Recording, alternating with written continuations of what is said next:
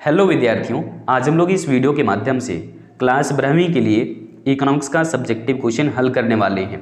हम लोग बात कर रहे हैं उन सभी प्रश्नों पर जो कि आर्ट्स वाले स्टूडेंट को झारखंड बोर्ड ने 2020 में पूछा हुआ था। अब जैसा कि आपको मालूम है कि अब आर्ट्स, साइंस और कॉमर्स सभी स्टूडेंट के लिए झारखंड बोर्ड इकोनॉमिक्स का सिलेबस और examination pattern same to same है, तो आप कंप्लीट वीडियो के साथ बने रहिए। हम यहाँ पर दोनों ही मीडियम में सभी प्रश्नों को लेने वाले हैं और यहाँ पर ध्यान रखना कि हम जो एक प्लेलिस्ट तैयार कर चुके हैं आर्ट्स वालों के लिए स्पेशली, और उसका लिंक हमने इस वीडियो के डिस्क्रिप्शन बॉक्स में दे दिया है। अगर आपने अभी तक हमारी कोई भी वीडियो नहीं देखी है, ये पहली वीडियो है आपके लिए, तो समझ लो कि हमने आपके लिए पूरा प्लेलिस्ट तैयार कर रखा है और जो भी उसमें वीडियो अपडेट नहीं है वो भी जल्द ही आपको मिल जाएंगे। तो वहाँ पर जितने भी वीडियोस दिए हुए हैं कंप्लीट आप जा करके देखिए, अच्छा लगेगा। और ना सिर्फ अच्छा लगेगा, बाकी आपके एग्जामिनेशन के लिए भी बहुत इंपॉर्टेंट सारे क्वेश्चन मैंने बता के रखा है। तो यहाँ पर देखो, पहला क्वेश्चन क्या है कि किसने अर्थशास्त्र को धन के विज्ञान के रूप में परिभाषित किया, यानी कि who has defined economics as the science of wealth. ऐसा किसने कहा था कि अर्थशास्त्र धन का विज्ञान है? तो वो कहा था एडम स्मिथ ने। एडम स्मिथ को अर्थशास्त्र का जनक कहते हैं, या फिर फादर ऑफ इकोनॉमिक्स कह लीजिए, या फिर आधुनिक अर्थशास्त्र का पितामह कह लीजिए। ठीक है, तो यहाँ पर ध्यान रखना कि एडम स्मिथ ने ही ऐसा कहा था कि अर्थशास्त्र धन का विज्ञान है, और मार्शल कहते थे कि अर्थशास्त्र मानव कल्याण का विज्ञान है। क्लियर है? तो एडम स्मिथ ने कह दिया कि अर्थशास्त्र क्या है? धन का विज्ञान है, यानी कि इकोनॉमिक्स जो है वो साइंस है, लेकिन जरूर तो यहाँ पर किससे रिलेटेड बता दिया? वेल्थ से रिलेटेड डेफिनेशन इन्होंने दे दिया। ठीक है, तो देखो ये डेफिनेशन किस में आया था? इनका किताब था an inquiry into the nature and causes of the wealth of nation. तो शॉर्ट में ध्यान रखना, इस किताब का नाम वेल्थ ऑफ नेशंस, क्या कह रहे हैं? वेल्थ ऑफ नेशन, शॉर्ट में ध्यान रखना। ये किताब प्रकाशित हुआ था, यानी कि छपा था 1776 ईस्वी में। 1776 ईस्वी में जो है वो वेल्थ ऑफ नेशन छपा था, और इसी किताब के अंदर में उन्होंने कहा कि अर्थशास्त्र धन का विज्ञान है, यानी कि इसी विज्ञान के अंदर, इसी जो है वो बुक के अंदर में उन्होंने ये कहा कि अर्थशास्त्र क्या है? Economics is the science of wealth. ऐसा डेफिनेशन था उनका। तो यहाँ अंग्रेजी में पढ़ लेते हैं कि Adam Smith in his book, अपनी किताब में, कौन सी किताब थी उनकी? An inquiry into the nature and causes of the wealth of nations. तो वेल्थ ऑफ नेशन ध्यान रखना यहाँ से, जो कि 1776 में पब्लिश हुआ था। इसी बुक के अंदर में उन्होंने कहा कि इकोनॉमिक्स जो है वो रिलेटेड किससे है? वेल्थ से रिलेटेड है, धन से संबंधित है। तो उन्होंने कह दिया अर्थशास्त्र धन का विज्ञान है, यानी कि economics is the science of wealth. ऐसा कहा था एडम स्मिथ ने। चलो अगले क्वेश्चन पर जाते हैं। अगला क्वेश्चन क्या पूछा है कि व्यष्टि अर्थशास्त्र से आप क्या समझते हैं? What do you mean by micro economics? तो देखो, इकोनॉमिक्स के दो भाग होते हैं। कौन कौन सा भाग है मेनली जानते हैं हम लोग? माइक्रो, जो कि आप यहाँ पे देख रहे हैं सवाल पूछा हुआ है। माइक्रो का मतलब होता है स्मॉल, यानी कि छोटा। ठीक है, माइक्रो का मतलब क्या होता है? छोटा। और एक दूसरा भाग है मैक्रो, यानी कि MACRO, और मैक्रो का मतलब होता है बड़ा। बड़ा मतलब बहुत बड़ा, लार्ज, व्यापक। ठीक है, LARGE, लार्ज। तो यहाँ पे ध्यान दीजिए, ये दोनों टर्म जो है ना, माइक्रो और मैक्रो, इन दोनों टर्म को सबसे पहले जो प्रयोग किया था ना, उनका नाम था रैगनर फ्रिश। क्या नाम था? रैगनर फ्रिश। आपसे पूछा जाता है ना, रैगनर फ्रिश नाम था उनका। फ्रिश लिखाएगा FRISCH, फ्रिश। लेकिन कब जो है वो दोनों शब्दों का प्रयोग किया गया था? तो पहली बार 1933 में रैगनर फ्रिश ने इन दोनों शब्दों का प्रयोग किया था, और उसके बाद से बहुत सारे अर्थशास्त्री हुए और उन लोगों ने इन दोनों टर्म को अलग अलग रूपों में प्रयोग करना शुरू कर दिया। अब यहाँ पर देखिए क्या कह रहे हैं कि यहाँ पर जो व्यष्टि अर्थशास्त्र है ना, ये तो क्या हो गया कि भाई केवल एक भाग है। अर्थशास्त्र का तो दो भाग है, माइक्रो और मैक्रो। तो इस प्रकार से माइक्रो क्या है? कह रहे हैं कि अर्थशास्त्र की वह शाखा है, वह ब्रांच है जिसमें कि अर्थव्यवस्था की नहीं बल्कि अर्थव्यवस्था में से व्यक्तिगत आर्थिक इकाइयों का अध्ययन किया जाता है। किसका अध्ययन? व्यक्तिगत आर्थिक इकाइयों का अध्ययन किया जाता है, तो उसे ही हम व्यष्टि अर्थशास्त्र कह लेंगे। जैसे कि समझिए, इसके अंतर्गत हम लोग व्यक्तिगत उपभोक्ता के बारे में जानते हैं कि कोई एक उपभोक्ता वस्तुओं का कितना उपभोग करता है, सेवाओं का कितना उपभोग करता है, कब वो संतुष्टि में होता है। तो उपभोक्ता व्यवहार से संबंधित सारे मामले हम लोग व्यष्टि अर्थशास्त्र में ही पढ़ते हैं, माइक्रो इकोनॉमिक्स में पढ़ते हैं, थ्योरी ऑफ कंज्यूमर बिहेवियर के बारे में। ठीक है, एक परिवार या फिर एक फैमिली के बारे में, एक फर्म, एक उद्योग, ये सब सारी चीज़ें हम लोग क्या देख रहे हैं, केवल और केवल व्यक्तिगत स्तर पर बात कर रहे हैं। इसलिए कहेंगे कि माइक्रो इकोनॉमिक्स के अंदर में व्यक्तिगत आर्थिक इकाइयों का अध्ययन किया जाता है। वैसे भी आप यहाँ से ध्यान रख सकते हैं कि व्यक्तिगत क्यों है, MI लग रहा है ना, MICRO, तो यहाँ पर जो I टर्म लगा है आप इसे ध्यान रख सकते हैं। I फॉर क्या, इंडिविजुअल, I फॉर क्या, इंडिविजुअल, क्लियर है, मतलब व्यक्तिगत। तो व्यक्तिगत इकाइयों का अध्ययन कहाँ होता है, माइक्रो इकोनॉमिक्स में। बट यहाँ पर देखना MA लगा हुआ है, ये फोर क्या हो जाता है, एग्रीगेट। तो एग्रीगेट का मतलब होता है सामूहिक या फिर समूह। तो यहाँ पर मैक्रो इकोनॉमिक्स जो है वो समूह का अध्ययन करता है, यानी कि पूरी अर्थव्यवस्था का अध्ययन करता है। लेकिन माइक्रो का काम क्या है, माइक्रो का काम है पूरी अर्थव्यवस्था में से केवल एक व्यक्ति, एक फर्म, एक परिवार, ये सब का अध्ययन करना किसका काम है, व्यष्टि अर्थशास्त्र का। लेकिन पूरी अर्थव्यवस्था का अध्ययन करना ये काम है मैक्रो इकोनॉमिक्स का। पूरी अर्थव्यवस्था में से किसी एक व्यक्ति का अध्ययन करना किसका काम है, माइक्रो इकोनॉमिक्स का। उम्मीद है समझ आ गया होगा। चलिए अब यहाँ पर एक चीज़ ध्यान कर सकते हैं, ये कई बार पूछा गया है कि माइक्रो इकोनॉमिक्स का दूसरा भी नाम क्या है, वैकल्पिक नाम माइक्रो इकोनॉमिक्स का क्या है। तो इसको कहते हैं हम लोग प्राइस थ्योरी। क्या कहते हैं, प्राइस थ्योरी कहते हैं, यानी कि कीमत सिद्धांत। ये माइक्रो इकोनॉमिक्स का ही दूसरा नाम है, प्राइस थ्योरी। नोट कर लेना कि व्यष्टि अर्थशास्त्र को कीमत सिद्धांत या मूल्य सिद्धांत भी कहते हैं। चलिए अगले सवाल पर जाएंगे, इससे पहले हम अंग्रेजी में भी एक बार देख लेते हैं इसको। रुको, यहाँ पर देखना थोड़ा सा, ये आ गया। देखो क्या कह रहे हैं कि द ब्रांच ऑफ इकोनॉमिक्स, है ना, in which individual economic units, ये मोस्ट इंपोर्टेंट लाइन है ना। देखो individual economic units are studied is called microeconomics. Under this, इसके अंतर्गत क्या होता है, एन इंडिविजुअल कंज्यूमर, एक व्यक्तिगत उपभोक्ता के बारे में जानते हैं व्यष्टि अर्थशास्त्र के अंदर, एक फैमिली के बारे में जानते हैं, एक फर्म के बारे में जानते हैं, एक इंडस्ट्री के बारे में जानते हैं, यानी कि एक उद्योग के बारे में, या फिर एक फैमिली के बारे में। ये दोबारा से रिपीट हो गया है।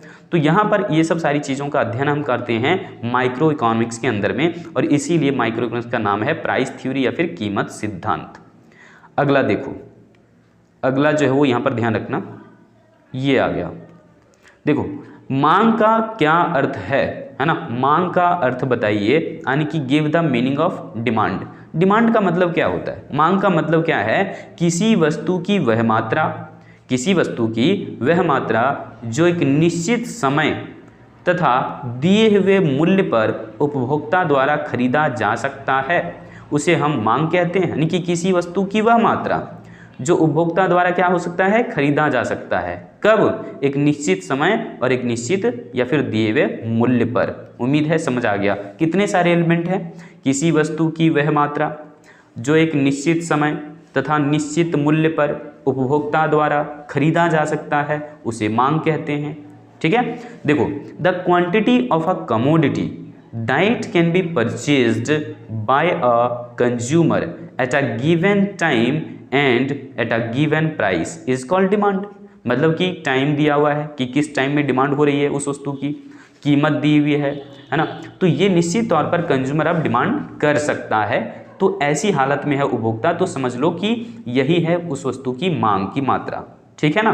तो लेकिन ध्यान रखना डिमांड में मेन एलिमेंट कौन से हैं, तो यहाँ पर टाइम जो है ना डिमांड को बहुत ज़्यादा अफेक्ट करता है, प्रभावित करता है। आप जानते हैं ऐसे अभी जैसे ठंड का सीजन अगर है तो निश्चित तौर पर मान लो कि ठंड के सीजन में स्वेटर, रजाई, मफलर, कंबल, इन सब की डिमांड बहुत ज़्यादा होती है। ठीक है, तो टाइम के हिसाब से यानी कि डिमांड बढ़ता भी है।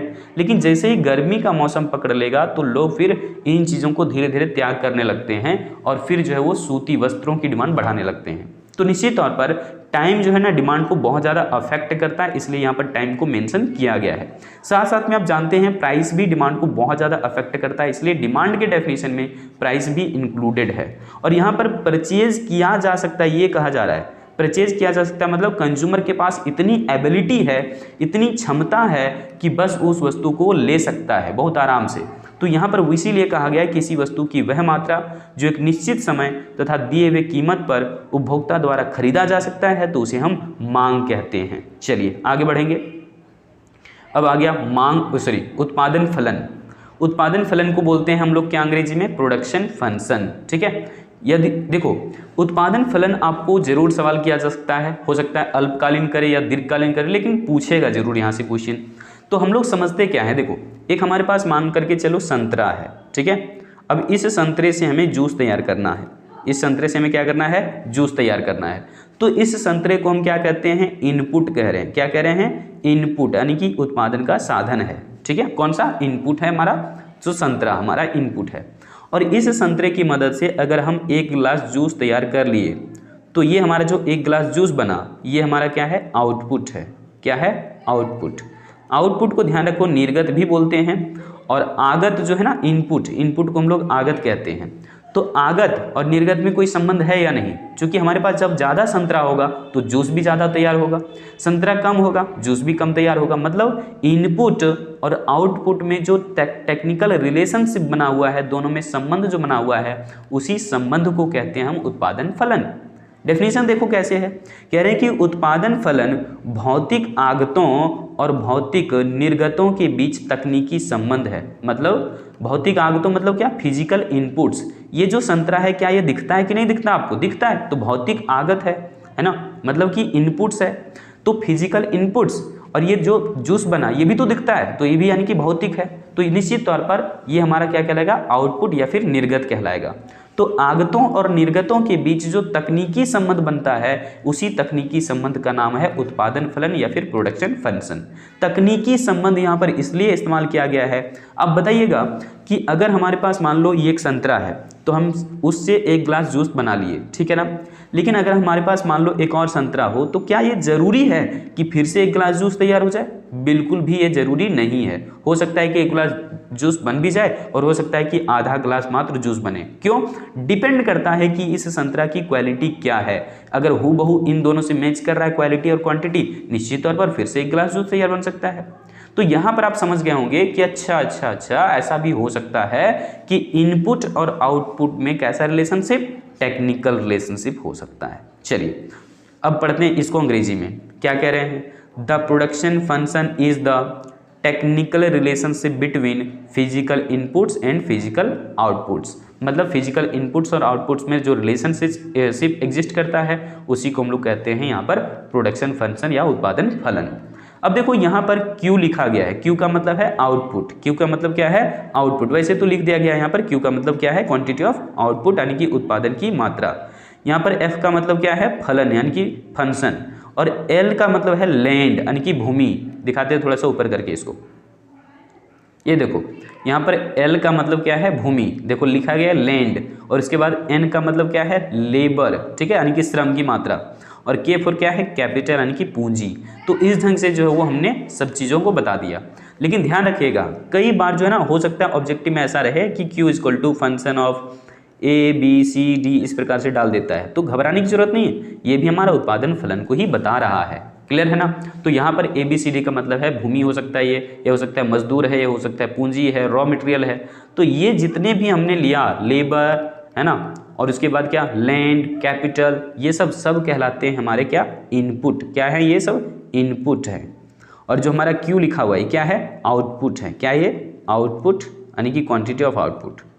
तो इनपुट और आउटपुट में रिलेशनशिप तो है ना। तो इसी रिलेशनशिप को हम लोग कहते हैं उत्पादन फलन। मतलब आगतों और निर्गतों में संबंध को हम उत्पादन फलन कहते हैं।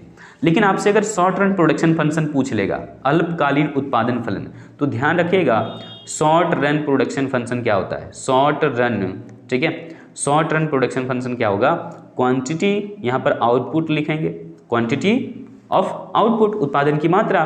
फंक्शन किसका होगा, तो ध्यान रखिएगा लैंड होगा, लेबर होगा, कैपिटल होगा, और भी फैक्टर्स ले सकते हैं। बट शॉर्ट रन की बात कर रहे हैं तो शॉर्ट रन का मतलब इतना कम समय हमारे पास है कि हम सारे फैक्टर्स को चेंज नहीं कर सकते। जितना भी फैक्टर्स यहाँ पर लिखा हुआ है ना, उनमें से कुछ फैक्टर क्या रहेंगे, फिक्स। तो इसको फिक्स करने के लिए इसके ऊपर में एक लाइन खींचा जाता है जिसको बोलते हैं बार। तो लैंड को हमने कांस्टेंट कर दिया। लेबर हमारा जनरली वेरिएबल फैक्टर होता है तो उसके ऊपर में बार नहीं लगाएंगे। कैपिटल यहाँ पर हमारा जो है फिक्स फैक्टर हम कर देते हैं, मान लो।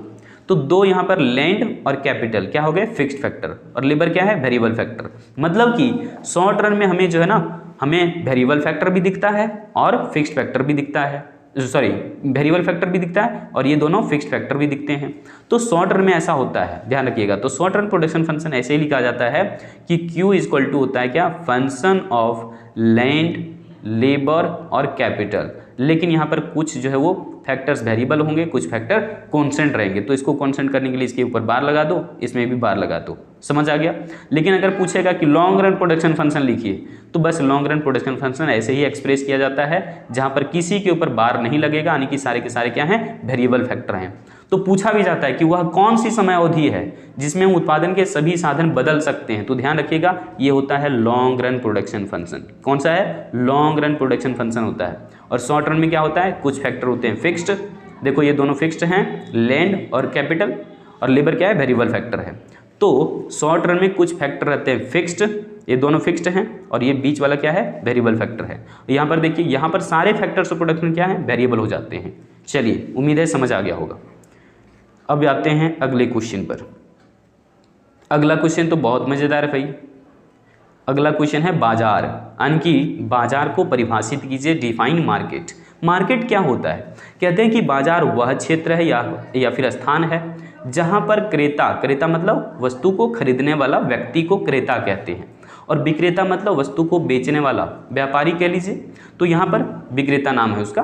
तो वह क्षेत्र या स्थान जहाँ क्रेता एवं विक्रेता के बीच में व्यापारिक संबंध बनता है, तो उसी को हम क्या कहेंगे, बाजार कहेंगे। मतलब कि वह क्षेत्र या स्थान जहाँ क्रेता एवं विक्रेता के बीच व्यापारिक संबंध स्थापित होता है, उसे बाजार कहते हैं। यानी कि द एरिया और place where business relationship is established between buyer and seller is called market. मतलब कि बायर एंड सेलर दोनों है, दोनों के बीच में अगर कॉमर्शियल रिलेशनशिप है तो यहाँ पर सीधा समझ जाइए कि वो बाजार कहलाएगा। गांव में क्या होता है देखते हैं, गांव में जो है वो एक जो आवाज़ देने के लिए पहुंचेगा भोंपू करके। क्या होता है वो किसको आवाज़ दे रहा है, वो सेलर को आवाज़ बायर को आवाज़ दे रहा है, खरीदने वाले व्यक्ति को, है ना। साग ले लो, है ना, सब्जी ले लो, कपड़े ले लो, ये सब क्या है भाई, वो आवाज़ क्यों लगा रहा है, क्रेता के लिए, है ना। मतलब वो क्रेता को बुला रहा है, ठीक है, आवाज़ दे करके। कोई लोग बांसुरी बजाता है, तो कुछ डमरू बजाते हैं, कुछ भोंपू करके पहुंच जाते हैं। तो क्या है, वो सेलर हैं और वो आवाज़ लगा रहे हैं किसके लिए, बायर के लिए, यानी कि क्रेता के लिए, ताकि उसकी वस्तु खरीदने के लिए लोग पहुंचे। देखो यहाँ पे अब हम लोग देखेंगे मैक्रो इकोनॉमिक्स का सवाल, यानी कि समष्टि अर्थशास्त्र का। और ये भी क्वेश्चन 2020 का ही है, आर्ट्स वाले स्टूडेंट्स को ही पूछा हुआ था। यहाँ पर देखिए पहला क्वेश्चन क्या है, मूल्य ह्रास से आप क्या समझते हैं। मूल्य ह्रास मतलब होता है कमी, मूल्य ह्रास मतलब मूल्य में कमी। अब कैसे होगा ये समझने की कोशिश करना, थोड़ा सा अलग कंसेप्ट है ये और मैक्रो लेवल का है। तो देखिए इसको अंग्रेजी में बोलते हैं डेप्रिसिएशन। डेप्रिसिएशन का मतलब होता है घिसावट व्यय। तो कई बार मूल्य ह्रास की जगह पर क्या लिखेगा, घिसावट व्यय लिख देगा। घिसावट से आप क्या समझते हैं, घिसावट व्यय लिखता है, घिसावट व्यय। तो देखो हम लोग जब उत्पादन की प्रक्रिया साल भर करते हैं ना, तो उससे हम लोग निश्चित तौर पर समझते हैं कि अगर पूरे साल भर उत्पादन की प्रक्रिया चली है तो मशीन में कुछ ना कुछ तो टूट फूट होगा, रिपेयर पर खर्चा जाएगा, ये सब होगा, है ना। बिल्डिंग कहीं क्रैक करेगा, उस सब पर भी खर्चा जाएगा। तो यहाँ पर कह रहे हैं क्या कि उत्पादन प्रक्रिया के दौरान अस्थाई मतलब फिक्स्ड फैक्टर या फिर फिक्स्ड एसेट्स, तो अस्थाई परिसंपत्तियों के टूट फूट पर, है ना, टूट फूट पर होने वाले खर्च को हम मूल्य ह्रास कहते हैं। मतलब समझिए कि जब हम पूरा साल भर, मान लो 1 साल उत्पादन की प्रक्रिया चलाए और इस दौरान क्या हुआ कि हमारा कहीं बिल्डिंग थोड़ा क्रैक किया, उसको रिपेयर करवाए, हमारी मशीन में टूट फूट आई, अरे गोली ग्रीसिंग करनी पड़ती है ना, मशीनों का फित्ता बदलना पड़ता है, तो वो सब जो है वो चीज़ों के लिए आपका खर्चा जाएगा। तो इसीलिए कह रहे हैं कि उत्पादन की प्रक्रिया के दौरान कुछ अस्थायी संपत्ति ऐसे होते हैं जिसको हम लंबे टाइम तक यूज करते हैं उत्पादन की प्रक्रिया में, तो उनमें भी कुछ ना कुछ छूट फूट आता है और उसके रिपेयरिंग चार्ज कुछ खर्चे होंगे। तो वही खर्चा दरअसल कहलाता है मूल्य ह्रास या फिर डेप्रिसिएशन। उम्मीद है समझ आ गया होगा। यानी कि the expense incurred on wear मतलब टूट फूट, वियर एंड टियर, टूट फूट of fixed assets. Fixed asset में क्या होता है, टूट फूट पर जो खर्चा होता है उसी खर्चे का नाम है क्या, यहाँ पर डेप्रिसिएशन। तो कह रहे हैं कि the expense incurred on wear and tear of fixed asset during, कब ऐसा होता है? ड्यूरिंग द प्रोडक्शन प्रोसेस, उत्पादन प्रक्रिया के दौरान ऐसा संभव है कि जो हमारे फिक्स्ड एसेट हैं या स्थायी संपत्ति हैं उनमें टूट फूट होता है और उसके ऊपर जो हमारे खर्चे होंगे उत्पादन प्रक्रिया के दौरान वही हमारा कहलाता है डेप्रीसिएशन, यानी कि घिसावट, व्यय या फिर मूल्यह्रास। अब देखिए यहाँ पर दूसरा क्वेश्चन क्या है, बहुत मजेदार है। कह रहा है कि भारत का केंद्रीय बैंक का नाम क्या है? आप लोग जानते ही हैं भारत का केंद्रीय बैंक का नाम यानी कि सेंट्रल बैंक ऑफ इंडिया, बताइए, है ना। इंडिया का केंद्रीय बैंक कौन सा है? भारत का केंद्रीय बैंक है रिजर्व बैंक ऑफ इंडिया, जिनका नाम आप नोटों पर देखते हैं। हर एक नोट पर जो है आरबीआई का नाम लिखा रहता है, लेकिन 1 रुपया का नोट छोड़ करके, 1 रुपया का नोट जो है ना इसको छोड़ दीजिए, इस पर भारत सरकार लिखा रहता है, इस पर आरबीआई लिखा हुआ नहीं मिलेगा आपको, ठीक है। अगर आप देखना चाहते हैं तो हम आपको जो है वो थोड़ा सा रुको, पिक्चर ही दिखा देते हैं, स्क्रीन पर लगा देते हैं। लो, ये पिक्चर दिख रहा है आपको स्पष्ट रूप से, इस पिक्चर पर ध्यान दीजिए। यहाँ पर देखो क्या लिखा है, भारत सरकार, लेकिन इस नोट पर देखो, ठीक है, ये 10 रुपये का नोट है, इस पर देखिए कि क्या लिखा हुआ है, रिजर्व बैंक ऑफ इंडिया। तो इस तरीके से आप समझ गए होंगे कि अच्छा 1 रुपये के नोट पर क्या रहता है, लिखा रहता है भारत सरकार। अच्छा 2 रुपये वाला नोट पर देख लो जरा, 2 रुपये वाले नोट पर क्या लिखा है, रिजर्व बैंक ऑफ इंडिया, लेकिन 1 रुपये का नोट पर देखो क्या लिखा है, भारत सरकार। फर्क समझ में आया? मतलब कि 1 रुपया का नोट जो होता है ना वो भारत सरकार द्वारा जारी किया जाता है। 1 रुपया का नोट भारत सरकार द्वारा जारी किया जाता है, इसीलिए उस पर भारत सरकार लिखा रहता है। बाकी 2 रुपया और उससे अधिक मूल्य के जितने भी नोट होते हैं वो आरबीआई द्वारा जारी किया जाता है। तो ध्यान रखना इस चीज़ को, ठीक है। अब देखिए जो भारत का सेंट्रल बैंक है उसका नाम क्या है, तो उसका नाम है केंद्रीय बैंक। यहाँ पर कौन सा, रिजर्व बैंक ऑफ इंडिया, इसी का नाम है कहाँ पर, नोटों पर। 1 रुपये के नोट को छोड़ दीजिए, बाकी 2 रुपये से लेकर के आपका 2000 रुपये तक का नोट छप चुका है चूँकि भारत में अभी तक, तो उन नोटों पर जो है वो रिजर्व बैंक ऑफ इंडिया का नाम मिल जाएगा आपको। शॉर्ट में हम लोग कहते हैं RBI, reserve Bank of India. देखिए यहाँ पर क्या है, क्या कह रहे हैं इसको, the name of India's central bank is Reserve Bank of India. Reserve Bank of India ही क्या है हमारा, यानी कि आरबीआई हमारा क्या है, केंद्रीय बैंक है भारत का, और यही सभी बैंकों का बैंक होता है, सरकार का सलाहकार भी होता है, सरकार का एजेंट भी होता है। चलिए आगे आते हैं। अब देखो तीसरा क्वेश्चन, बहुत मजेदार क्वेश्चन पूछा है कि बचत फलन क्या है। देखो फलन जहाँ जहाँ आएगा इसका पक्का मतलब आपसे रिलेशन पूछ रहा है बचत का। अब देखो बचत का संबंध किसके साथ होता है, सीधे तौर पर इनकम के साथ, क्योंकि जिस व्यक्ति की आमदनी ज़्यादा होती है वो सेविंग भी ज़्यादा कर सकता है। अरे इनकम ज़्यादा है बचत ज़्यादा, और जिस व्यक्ति की बेचारे की आमदनी ही कम है वो बचत भी क्या करेगा, कम करेगा। तो इन दोनों में रिलेशन कैसा देखने को मिला, सीधा सीधा ना। तो यही चीज़ यहाँ पर लिखना है कि आय तथा बचत के बीच फलनात्मक संबंध को क्या कहते हैं, बचत फलन कहते हैं, ठीक है। यानी कि the functional relationship between income and saving is called saving function, सीधी सी बात। और सेविंग फंक्शन को इस प्रकार से हम लोग एक्सप्रेस कर सकते हैं, क्या लिखेंगे, सेविंग जो है वो फंक्शन किसका है, इनकम का। वाई मतलब इनकम, एस मतलब सेविंग, एफ मतलब फंक्शन। तो यहाँ पर लिखे सेविंग जो है वो फंक्शन किसका है, इनकम का। मतलब सेविंग जो है वो डिपेंड करता है कि इनकम कितना है, ठीक ना, ध्यान दीजिए। चलो ये हो गया फिनिश। यहाँ पर लेकिन जब भी शॉर्ट में यूज करोगे ना तो इस तरीके से टर्म जरूर इस्तेमाल कर देना एग्जामिनेशन में। अब आ रहा है एक बहुत ही अच्छा क्वेश्चन, ये वाला क्वेश्चन देखो।